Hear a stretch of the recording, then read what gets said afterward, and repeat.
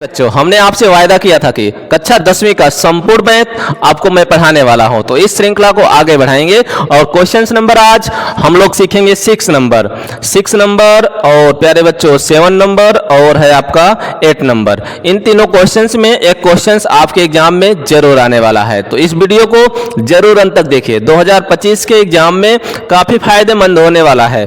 तो चलिए देख लेते हैं क्वेश्चन नंबर सबसे पहले 6 यानी HCF। क्वेश्चंस क्या है? HCF 120 और 225 का 15 है, तो LCM 120 और 225 का LCM ज्ञात कर लेना है। तो देखिए HCF आपका क्या है, जब HCF दिया गया है, HCF क्या दिया गया है, HCF बराबर 15 है, तो हमें ज्ञात क्या करना है, LCM हमें ज्ञात कर लेना है। ये हमारा क्वेश्चंस है, तो यहाँ पे हल हेडिंग बना लेते हैं। तो इस क्वेश्चंस को फार्मूले से हमें हल कर लेना है, यानी LCM बराबर होता क्या है, LCM बराबर प्यारे बच्चों होता है A गुणित B, यानी पहली संख्या गुणित दूसरी संख्या बटे क्या होता है, HCF। बस इसी फार्मूले में वैल्यू को रख देना है, आपका क्या आ जाएगा, LCM आ जाएगा। यानी पहली संख्या क्या है, तो आप लोग बताएंगे 120, दूसरी संख्या क्या है 225 बटे क्या हो जाएगा HCF, यानी कितना है 15 से आपको इसमें भाग दे देना है। 15 का भाग देंगे 120 में, तो 15 अट्ठे होता है क्या 120, 15 एकम 15, 15 अट्ठे 120, यानी आ गया आपका क्या 8 गुणित 225। तो 225 में 8 से क्या कर लेना है, गुणा कर लेना है।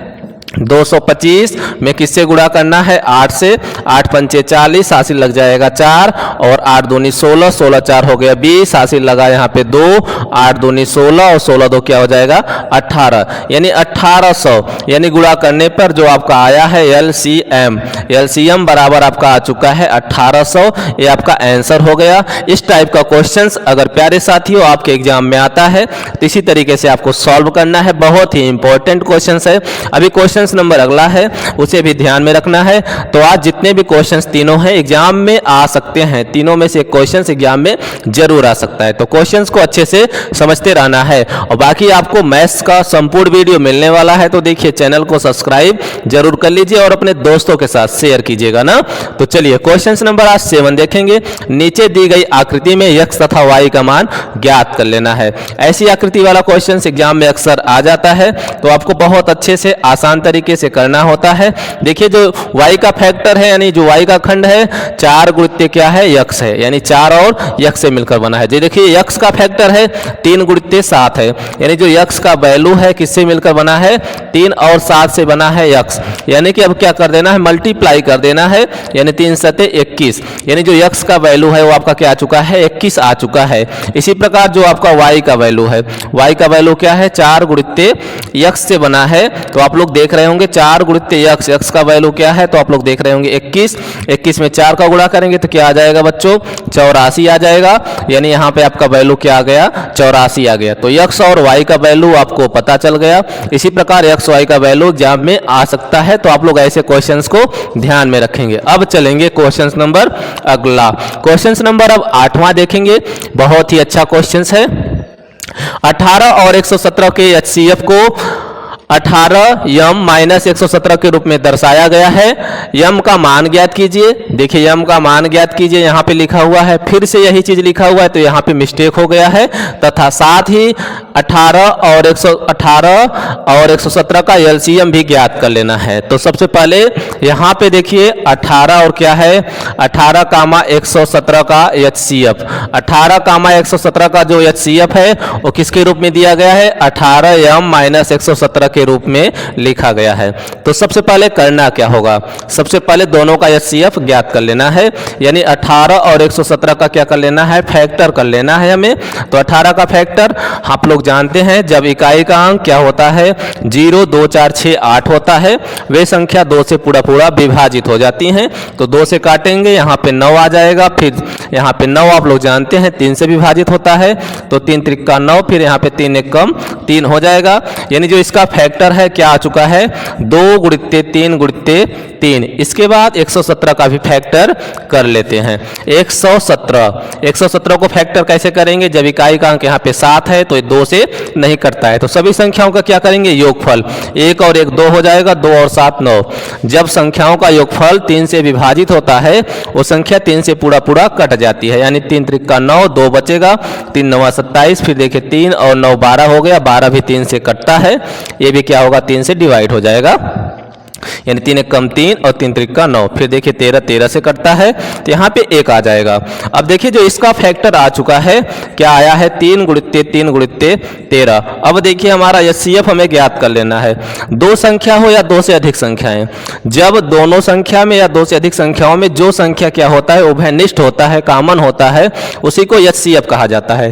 तो दोनों संख्याओं में क्या कॉमन है, तो आप लोग देख रहे होंगे 3 गुणित्ते 3 3 गुणित्ते 3, दोनों में क्या है, उभयनिष्ठ है, यानी आपका एचसीएफ क्या हो जाएगा 3 गुणित्ते 3, यानी आपका एचसीएफ क्या आ गया 9।